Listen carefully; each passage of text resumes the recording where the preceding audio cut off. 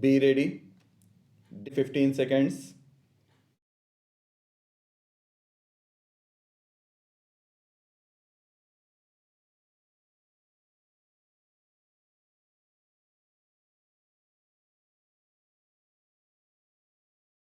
Madam, I rise firstly to support the Constitution Amendment Bill 1983, but I am not supporting the Representation of the People Bill 1988. I have got serious objections to certain provisions of the amending bill. Madam, you are quite aware, and the nation is also aware that there have been frequent promises from the side of the government that the government is very serious about bringing about comprehensive electoral reforms. As a matter of fact, never has there been the occasion when the government really put into shape in concrete terms what it really means by electoral reforms.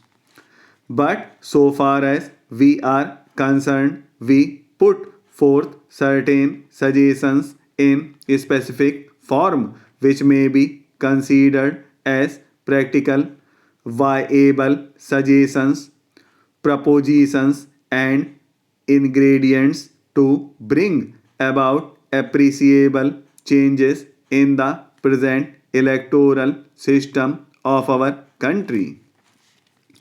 I do not venture to say that all the measures which we have suggested constitute the final ingredients for a complete and final reform of the electoral system in our country, because the concept of election changes with changing times. Since I do not have much time, I would not like to discuss it. But so far as we are concerned, we placed before the government certain ingredients which should be considered as inevitable propositions for bringing about certain changes in the electoral system. Those include, amongst other, acceptance of the principle of proportional representation, state funding of elections, elimination of money power and muscle power, stoppage of misuse of media, reduction of corrupt electoral practices, and impartial and independent election commission. Madam, I leave it to you and to the House. There was commonality of views on these items. On certain items, even the Congress party also expressed its commonness in their view. But please find out which of these components have formed a part of the present bill, bearing 1 and 2. Anyway, at this stage, I want to say something about the comments made by my friend, particularly in regard to proportional representation in India. He has a misconceived idea and he is ignorant of the electoral history of this country. Number one, is it a fact that always the Muslims voted for the Muslims, or that always the Hindus voted for the Hindus? Had it been the case, I think many of us would not have seen the chamber of this house, either this or that.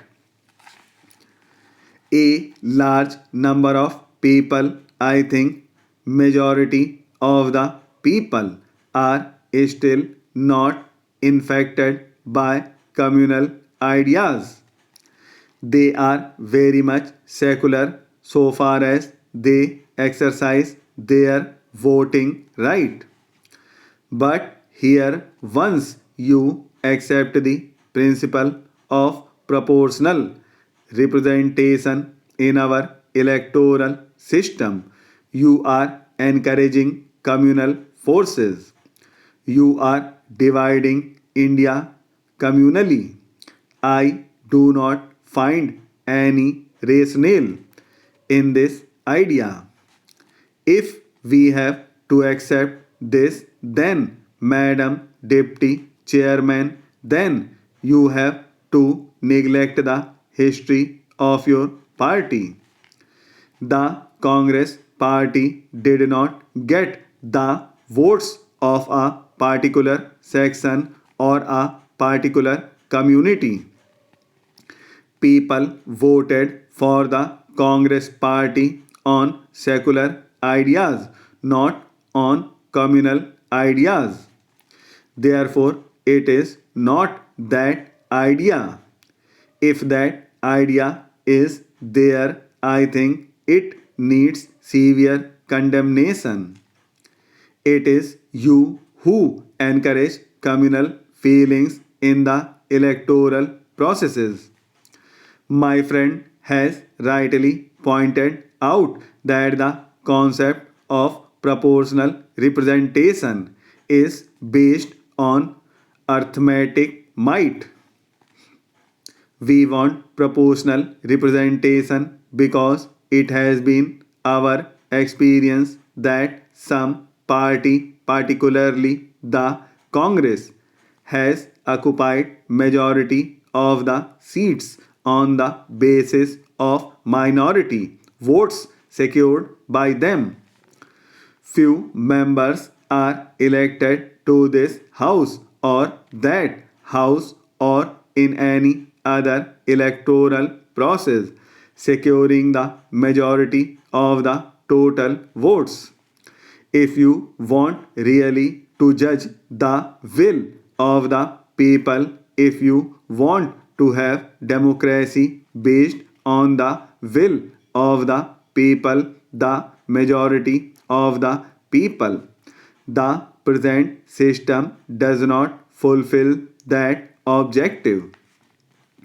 You get elected, even I get elected, not on the basis of the majority of the total votes, but on the basis of the minority of the votes. I think everybody will agree that this cannot be a sound principle of democracy. I do not say that there may be means and modes of proportional representations. There cannot be a cut and dried mode of proportional representation. What we want is that the government should accept the principle of proportional representation so that there can be reflection of the people's will proportionately. Therefore, I am rather very much disappointed with the comments made by my friend. Please allow me to make this comment. As a matter of fact, these are not at all electoral reforms. It is rather a caricature of reforms. On the other hand, this amending bill puts certain impediments on political parties in our country. I would give only two examples. One is registration.